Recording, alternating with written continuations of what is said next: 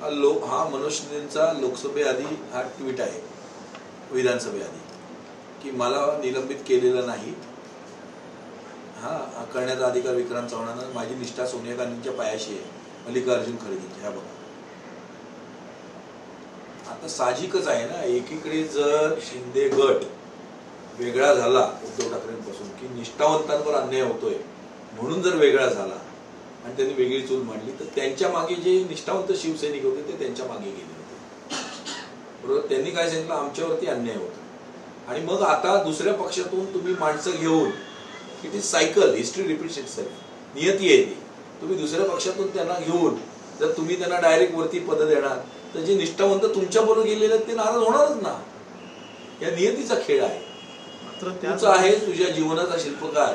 तुम्ही जसे आज रवींद्र पाठकना तुम्ही घेतलं, हा काँग्रेस फोडली, का घेतलं तर तुमचा विरोध कमी व्हावा म्हणून. आता मनोज शिंदेना तुम्ही घेतलं का तर तुमच्या वागण्यामध्ये तुम्हाला कोण प्रतिस्पर्धी नको.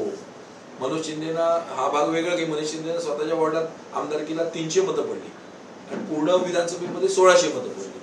आणि तशा माणसाला तुम्ही लोकसभा संपर्क प्रमुख बनवल्यावर ज्यांनी हजारो मतं घेतलेली आहेत तिथे शिवसेनेमध्ये, ते नाराज होणारच ना. आणि शिवसैनिक ज्यांनी घाम गाळलाय तुमच्यासाठी, तुमच्यावरती श्रद्धा ठेवून जे तुम्हाला देव म्हणून वाघाच्या मागे आले, बरोबर, वाघ आहेत ना ते, वाघाच्या मागे आले, तर लोक नाराज होणार, जाणार. हा नियतीचं खेळ. आम्ही काय सोडून गेलेलो नाही आमचा पक्ष.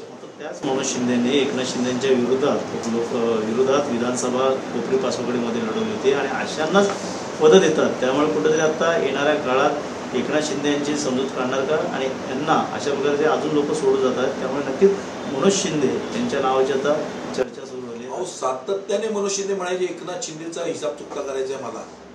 मी आनंद दिघेंच्या कानफडात मारली होती आम्ही चेकनाक्या, सातत्याने म्हणायचे. तो माणूस एकनाथ शिंदे आनंद दिघे साहेबांचा फोटो लावून फिरतो आणि त्यांना हे जवळ करतात. त्याची कसली निष्ठा त्यांची? ते काय निष्ठावंत आहेत? ते धंदेवाईक आहेत. श्रीनगरच्या डेव्हलपमेंटसाठी गेलेत ते, आणि त्यांना तुम्ही लोकसभा संपर्क प्रमुख काय करणार? लोकसभा संपर्क प्रमुख त्यांना म्हणून मला सांगा, काय त्यांनी घोडं मारलंय? स्वतःच्या पक्षामध्ये स्वतःच्या वॉर्डात निवडून येऊ शकले नाहीत ते त्यांच्या तिकिटीवर. ते काय तुम्हाला हे देणार? कोण कुठली मुलं ऐकणार आहेत? जी मुलं जे हे आहेत, शिलेदार आहेत, जे निष्ठावंत, ते कसे ऐकतील तुम्हाला? काल परवा आलेल्या लोकांना आम्ही कसे ऐकू जर आमच्यावरती कोण लादला गेला तर? नाही आम्ही ऐकणार ना. त्याच्यामुळे ही परिस्थिती आहे. त्यांना सोडून जाणार 100%. आणि लिहून ठेवा, पारडं बदलू द्या, मनोज शिंदे लगेच भाजपमध्ये उडी मारतील. तर शिंदेची सेना म्हणते की शिवसेना ठाणे जिल्ह्याचा बालेकिल्ला आहे आणि त्याचबरोबर भाजप देखील म्हणते की शिवसेना हा भाजपचा बालेकिल्ला आहे. यामध्ये वर्चस्व देखील भाजपचं जास्त आहे. 9 आमदार आमच्या असल्यामुळे महानगरपालिका असेल, महापौर बसवण्यासाठी आता रस्सीखेच सुरू झाले. त्यामुळे महाराष्ट्र देखील थांबणार नाही असं भाजपचं म्हणणं आहे. आता कसं आहे, ज्यांच्या मागे जनता नाही त्यांना जनता दरबार घ्यायला लावतात. तर मनोज शिंदेच्या मागे जनता आहे का? मी त्याच्या मागे तिथे उभं राहिलो त्याच्यापेक्षा जास्ती मतं घेईन. निवडून येऊन तर भाग वेगळा, 100% जास्ती मतं किंवा त्याने माझ्या इथे येऊन उभं राहू. अशा लोकांना दिल्यावर आता हे म्हणतात ठाणे शिवसेनेचे आणि शिवसेने ठाणेचे. तुम्ही बघताय, जरी म्हणतात बालेकिल्ला आहे, तर मग राजन विचारेंना 65,000 मतं पडली ना तुमच्या विरोधात. अविनाश जाधवला 45,000 मतं पडली ना. हा बालेकिल्ला कुठून आला? 1 लाख मतं एका बाजूला, 1 लाख मतं समोरच्याला, 5.5 लाख मतं राजन विचारेंना पडली ना तुमच्या विरोधात 7 लाख मतांच्या विरोधात. हा बालेकिल्ला कसा काय होऊ शकतो? मग पूर्ण 13 लाख मतं तुम्हाला पडली पाहिजे होती ना. बालेकिल्ला काय मॅनेज करून इलेक्शन तुम्ही पैसा वाटून, साड्या वाटून, पैसा आहे तुमच्याकडे म्हणून तुम्ही करताय. तुम्ही चिन्ह सोडून तुम्ही चिन्ह चोरलंय, ऐकलं का? बीजेपीने सुद्धा आधी बीजेपीचं जे आहे ना हे सगळं बागुलबुवा आहे. हे समोर आले शिंदे की लगेच असे मांजरासारखे खाली वागतात आणि वेळ आली ते युती करतील वरच्याने सांगितलं. ते सगळं उडवलंय. आम्ही आमच्या पक्षामध्ये आमच्या पक्षाच्या चुकीच्या धोरणाच्या विरोधात पण आम्ही आवाज उठवतो.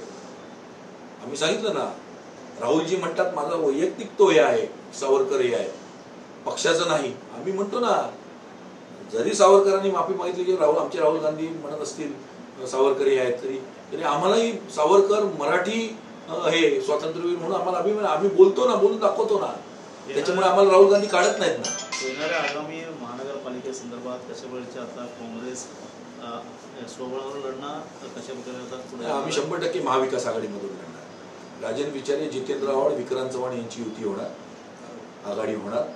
बरोबर समाजवादीला घेणार, इंडिया आघाडी, एकत्रितपणे खंबीरपणे राजन विचारे आणि जितेंद्र आव्हाड यांच्या नेतृत्वाखाली, राहुल गांधींच्या आधिपत्याखाली, उद्धव ठाकरेंच्या आधिपत्याखाली आणि पवार साहेबांच्या आधिपत्याखाली आम्ही 100% यशस्वी वाटचाल करणार. लहान भाऊ म्हणून आम्ही त्या दोघांना मदत करणार आणि काँग्रेस एकत्र जाऊन त्यांच्याबरोबर आम्ही ही निवडणूक लढणार ठाणे महानगर. सर, लोकसभा असेल, विधानसभा असेल, यामध्ये भिवंडी किंवा इतर भागामध्ये काँग्रेसचा उमेदवार दिला, त्यामध्ये नंतरच्या काळामध्ये काँग्रेसमध्ये नाराजी होती. काँग्रेसमध्ये कुठेतरी त्यावेळेस नाराजी दिसून आली होती. आता महापालिकेमध्ये काँग्रेसचे कसे उमेदवार असतील? जे संपलं ते संपलं. आता आपण नवीन याच्याबद्दल बोलूया, भविष्याबद्दल बोलूया. आता गेलेलं काय परत येऊ शकत नाही. लोकसभेमध्ये उमेदवार दिले नाही तरी आपले निवडून आले, विधानसभेमध्ये आपले उमेदवार पडले, समीकरणं बदलली. आता महानगरपालिकेमध्ये वेगळी समीकरण असेल. जनता वैतागलेली आहे आणि जनता खरंच वैतागलेली जर असेल तर जनतेने आम्हाला नायक बनवून दाखवावं. आम्हाला आमच्यासाठी 5 वर्ष आम्हाला द्यावी सत्ता. आम्ही हे सगळ्या प्रश्न सोडवू. आम्ही ठाणे महानगरपालिकेचे 100%.